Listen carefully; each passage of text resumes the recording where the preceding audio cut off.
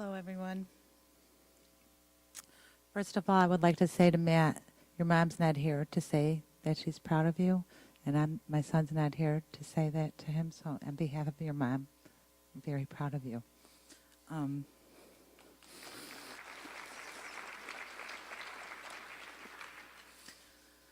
So I'm standing here as a mom who has suffered the greatest thing a mom can suffer. I'm here to talk about my son Louis and his life. Louis was born in 1988 in a big, large, happy Italian family. Like Matt, we wanted to give him everything, and he was involved in so many activities. We had a really happy childhood. Looking back at it, it's filled with good memories, and there was really no major indicators of what my life was going to, what Louis' life was going to take a turn with. In my home, being Italian, everyone was welcome in my home, and looking back at that, I would change that. I would have been a little more alerted to who was coming into my home and been more of a mama bear, but everyone was welcome in my home, and Louis was so popular that, it was a joy to behold, but it was hard to control who is with and what he was doing all the time. He went to a private high school, Driscoll High School. He did well. He was very popular. He had many, many friends. He played football. He was a state championship football player. He loved sports. He loved girls more, I think. And in playing football, he was introduced to painkillers. The players used to take them on the field, and his brother also had a sports injury where he was overprescribed painkillers, and they were around. And I didn't know how prevalent, but like everyone said here, the painkillers are what started Louis' addiction into heroin. So looking back, I've had open prescriptions in my house. My mother, who was sick, I had her prescriptions open, just not being aware. And then when Louis was in college, he started doing poorly, and a friend of mine said, "Your son's doing heroin." And I remember the first time hearing that word. I just couldn't believe I was saying it, and I still sometimes can't believe that it's part of our normal vocabulary these days. It shouldn't be. But I just was like, heroin, that can't be possible. Because I think looking at y'all, if I was, a parent of a young kid or, a high schooler, I don't think that word would have entered my life either. So if you're sitting here saying that you can't be affected by it, I probably would have been thinking the same thing, but we can no longer afford to have that attitude with this drug anymore. So Louis was in college and was not doing so well, and came home and found out he was doing heroin.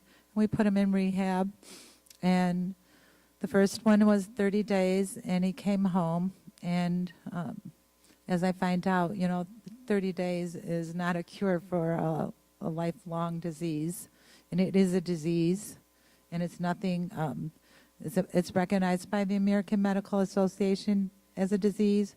So, I stand here as a proud mother. I would not be embarrassed or ashamed if my children had diabetes. So I will not be shamed or silenced, nor anyone should with an addiction. So I sidetrack.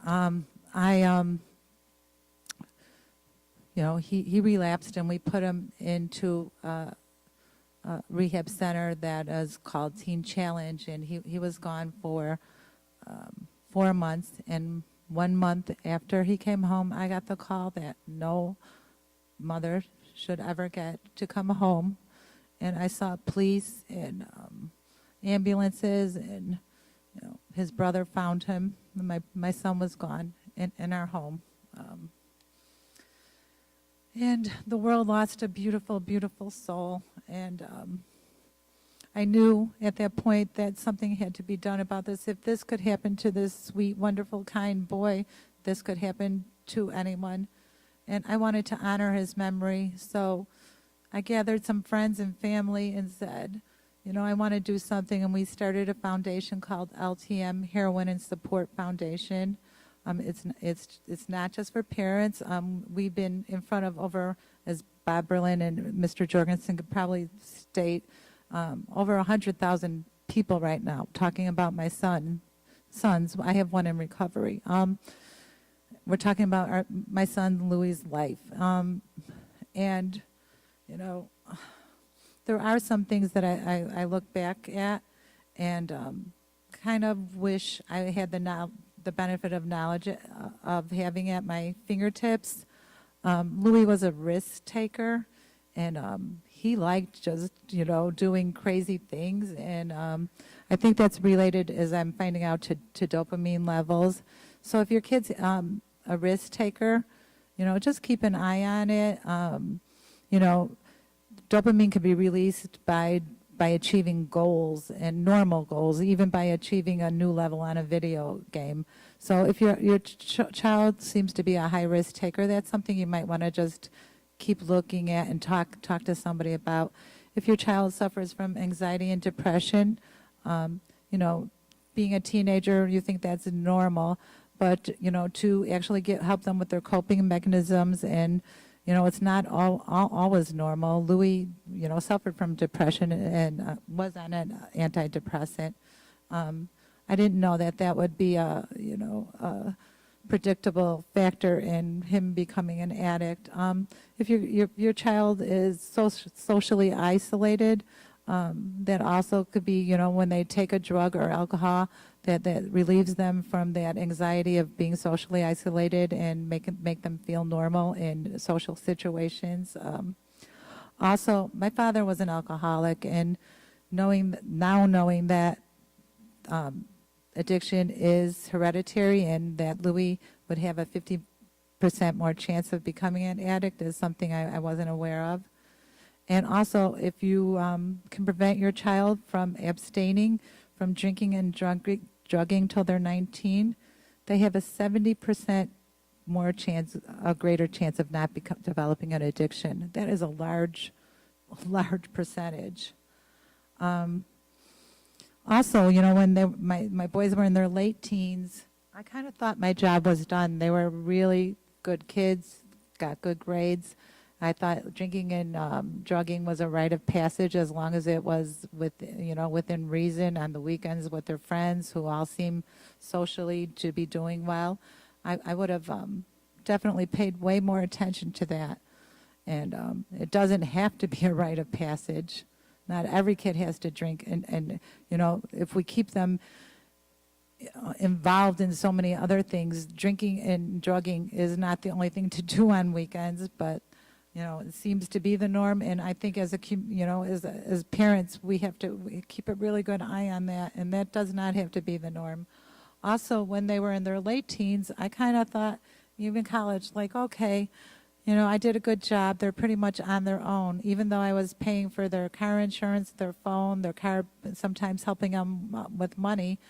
But I stopped checking to see who they were with, what time they came home, what state they were in. I went to bed before that. I would definitely would have loved to have the opportunity to change that. I would definitely, you know, taken their car away or see who was on their phone and be a bigger spy. Look through their drawers. You know, they're in your house. They have no rights.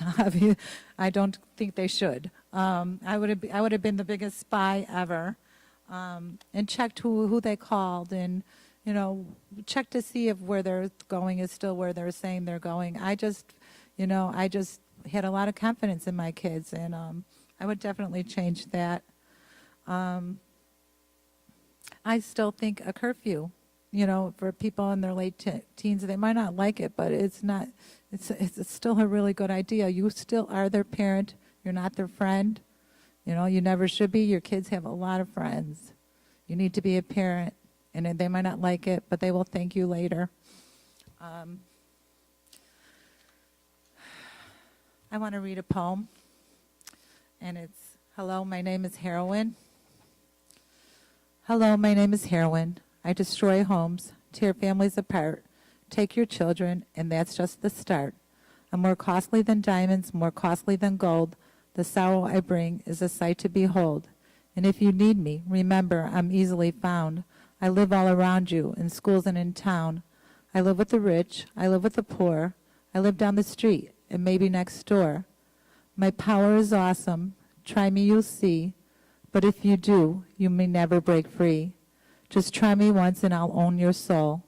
When I possess you, you'll steal and you'll lie. You'll do what you have just to get high.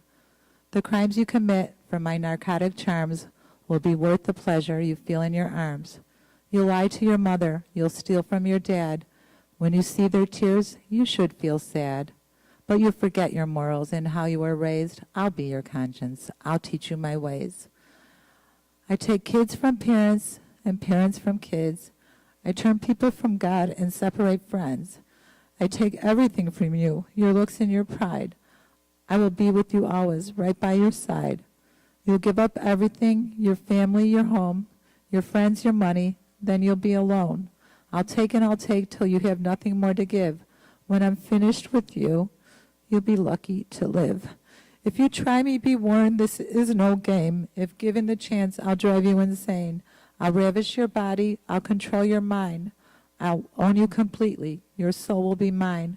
The nightmares I give you while lying in bed, the voices you'll hear from inside your head, the sweats, the shakes, the visions you'll see, I want you to know these are all gifts from me. But then it's too late, and you'll know in your heart that you are mine, and we shall not part. You'll regret that you tried me, they always do, but you came to me, not I to you. You know this would happen, many times you were told, but you challenged my power and chose to be bold. You could have said no and just walked away. If you could live that day over, now what would you say? I will be your master. You will be my slave. I'll even go with you when you go to your grave. Now that you met me, what will you do? Will you try me or not? It's all up to you. I can bring you more money than words can tell. Come take my hand. Let me lead you to hell. So with that, I just want to end saying that, Louis, you did not die in vain and you will not be forgotten. Thank you very much.